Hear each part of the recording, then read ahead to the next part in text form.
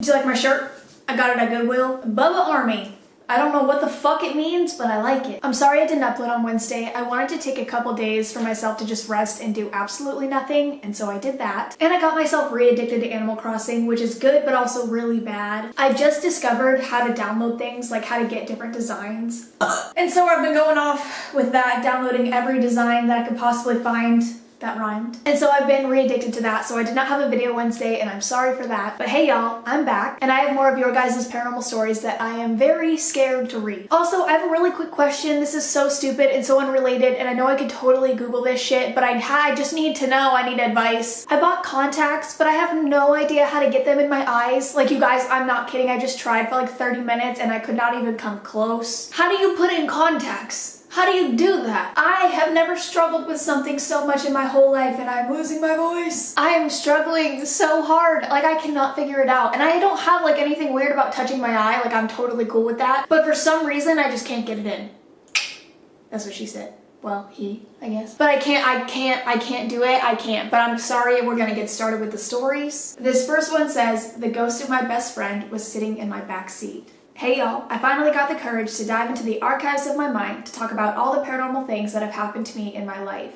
I thought I would start off with my experience with the Ouija board, because I feel like everything got kick-started even more than usual when I messed with it. My aunt has always told me that some people are just more susceptible to the paranormal, and after all of this, I can totally agree with that statement. No one ever told me not to touch a Ouija board, so of course, when my best friend at the time, that's a story for another day. I think our friendship ended because something dark was hanging around us. She literally flipped a switch and turned insane. My best friend asked if me and my other friend wanted to play. I agreed because I didn't think it would actually work. The other friend said she didn't want to play, but she would watch us do it. It took a while the first time to contact anything, but once it did, the planchette was like a speed demon answering our questions. We asked simple questions like, are you a sun or a moon? And if we could ask it some questions. As weird as it sounds, the responses almost felt eager, I can't say that word, when responding to us. It was probably around 20 minutes after we started playing that the energy in the room shifted.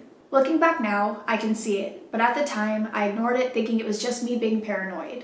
At one point, the planchette froze and then started to drift towards hello again. So we asked who we were speaking with and if they were a sun or a moon. It moved towards the sun and then began to spell out the name. For the story's sake, I changed the name Nathan. My best friend, who had died about 3 years prior, was named Nathan.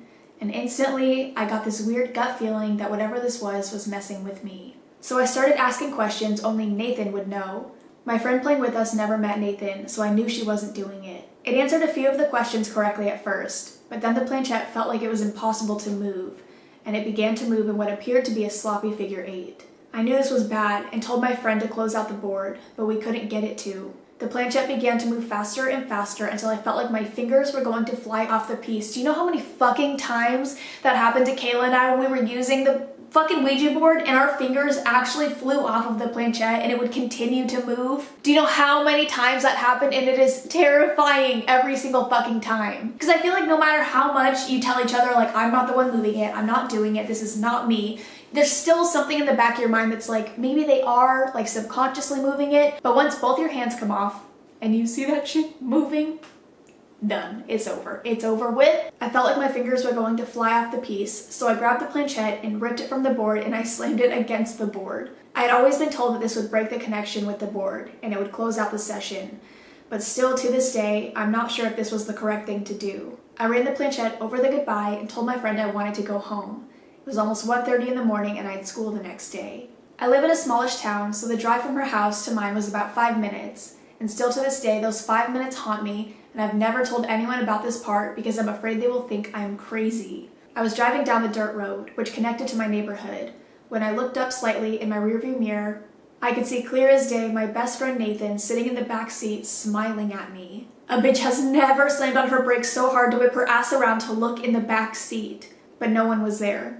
The only thing that made me think it wasn't just a trick of my mind was my entire car smelled like the cologne he would always wear, which was very distinct. To this day, I will smell it at random times, and I'm not even thinking about him. I'll be doing laundry or working. I stopped playing the board after that because I was a little freaked out.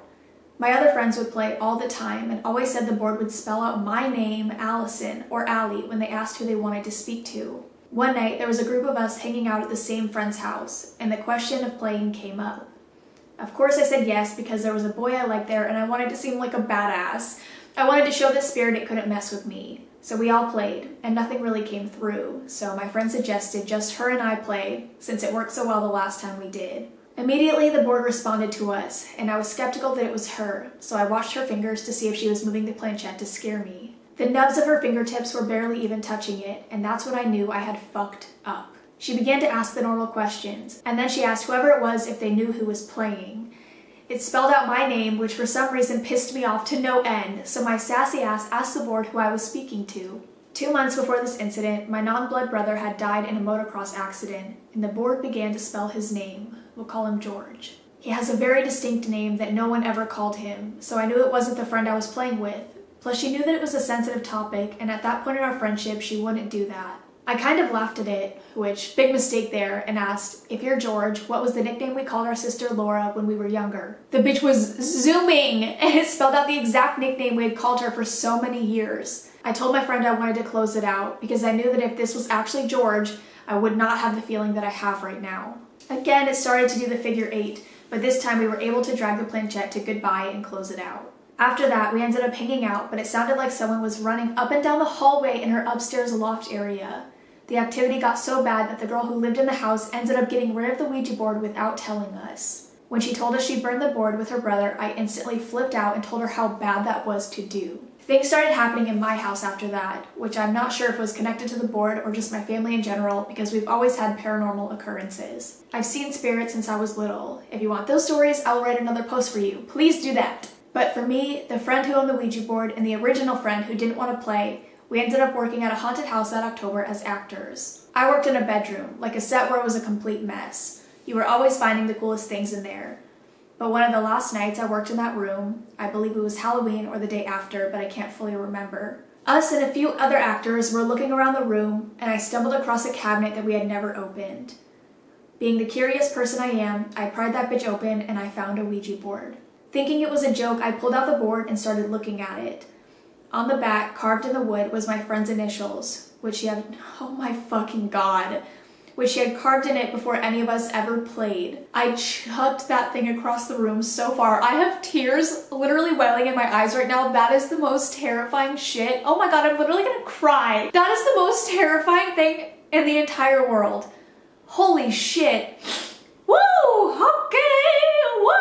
Everyone thought it was a joke, but I asked my aunt later on if it was possible for a board to reappear even after it was burned, and she told me yes. I seriously think that board appeared there to warn or haunt me. I didn't really ask what happened to the board, but someone told me that one of our coworkers who collected vintage boards took it home, and I hope whatever demon that was attached to it is living the good life with her. Update on something that just occurred a few weeks ago, and I think it has something to do with the board. I was at my best friend's house, and her roommate has a little girl who's 3 years old. I had never met the kid, but she was cute and just kind of hanging out with us until she stood straight up and beelined over to me. I was sitting on the couch with my best friend when this little girl goes, "Where's your best friend?" And I said, "She's right here," and pointed towards my best friend. The little girl shook her head at me and said, "No, your dead best friend." My entire body went cold, and I asked her if it was a boy or a girl, which she responded to, a boy. Later on that night, we were talking to my best friend's mom, who is pretty in tune with the paranormal, and I told her what had happened. She immediately goes, "It was Nathan," and then said, "But it feels weird, like it's him, but it's not him." So now I'm kind of freaking out that maybe it was my best friend the first time I used the board, but something dark got attached to him during this session. I'll keep you updated on anything that happens and any other paranormal occurrences in my life.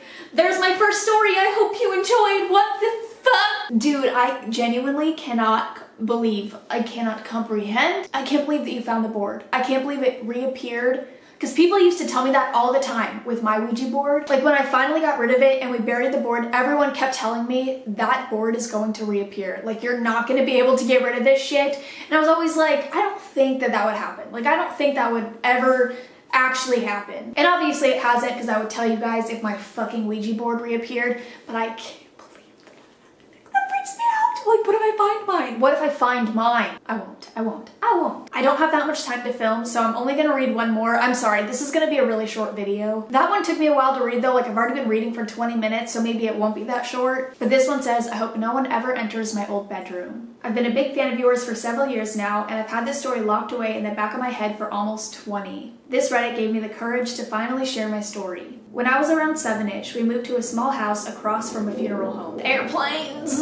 When I was around 7-ish, we moved to a small house across from a funeral home. Despite this scary setting, I never felt unsafe in the house and was ecstatic when my parents told me I could move into the attic by myself, so I would no longer have to share a room with my little sister. The attic was bright and cheery and carpeted with a window that led onto the roof, which I would secretly climb out onto on nice nights with my mini telescope to look at the stars. That's so fucking cute. What the fuck? My window at my dad's old house led to the roof, and I would use that to sneak out of the house. Or sneak back in when he would lock the garage door, and then I almost fell off the roof and almost pissed my pants, which I have a whole story time about. But anyways, I don't know how that came.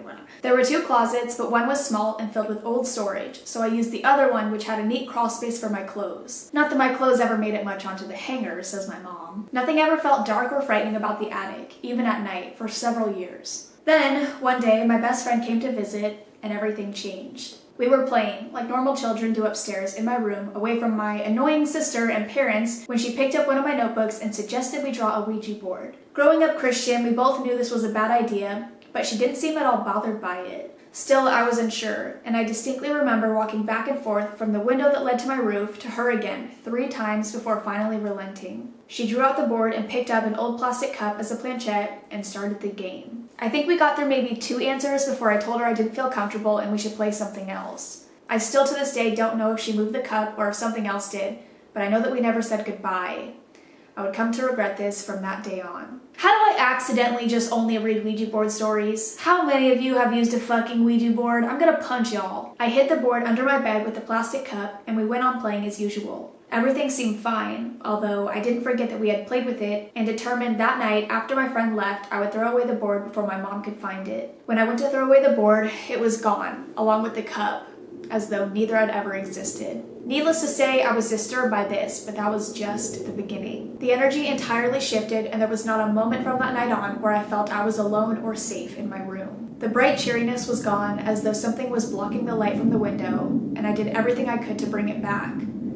I filled my room with Christmas lights and lamps. I cleaned the windows and cleared the space in front of them, so the light let in was maximized, but to no avail. I stopped opening my closet. It became more of a necessity to keep my clothes off the hangers than a bad habit, though I never explained this to my parents who just thought I was messy. I refused to ever look under my bed, feeling as though any bit of darkness would reveal something watching me. Wasps entered my room constantly, even in the dead of winter.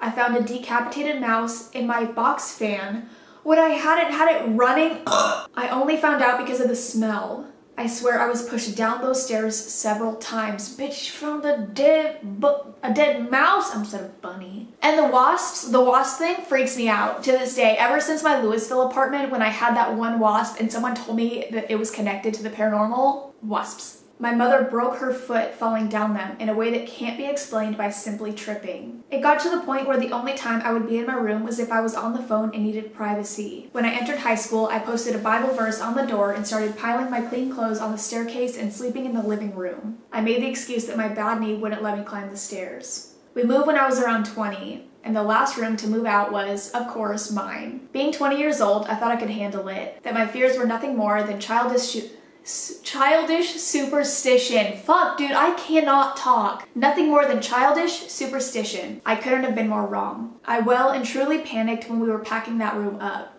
My sister would not go near it. I left quite a few small valuables up there, but I wouldn't dare go back to get them. Even after completely emptying the room, the Ouija board and the planchette were never found. We moved just 3 houses down, but everything feels so different here. Here is safe. I'm now 28 and I drive by the house nearly every day and can't help but look into the window of my old attic room, though it sends chills down my spine. Whatever took up residence there still lives there, and I'm sure it's the reason the house hasn't been able to hold occupants for more than a year since we moved. Whoever moves there next, I truly hope they never dare enter that attic room. Also, I recently posted this story on TikTok, and my sister told me she thinks it was targeting me, specifically because she never had an experience with it. So that's great. Dear God. I can't with you guys and your Ouija boards. Stop using the Ouija boards. I honestly want to just punch all of you in the throat for using a Ouija board, even though I did, so I should punch myself in the throat. That is all I'm gonna read for now. I'm sorry this is a shorter video. I'm sorry. I'll have another video up on Sunday. I'm probably gonna do either another TikTok video or a Let's Not Meet video. I have to decide which one I feel like filming. It'll probably be Let's Not Meet because I just did a TikTok video, but if it's a Let's Not Meet, then a TikTok video will be up next week. But I hope you guys enjoyed. I love you. I will see you in the next one. Bye!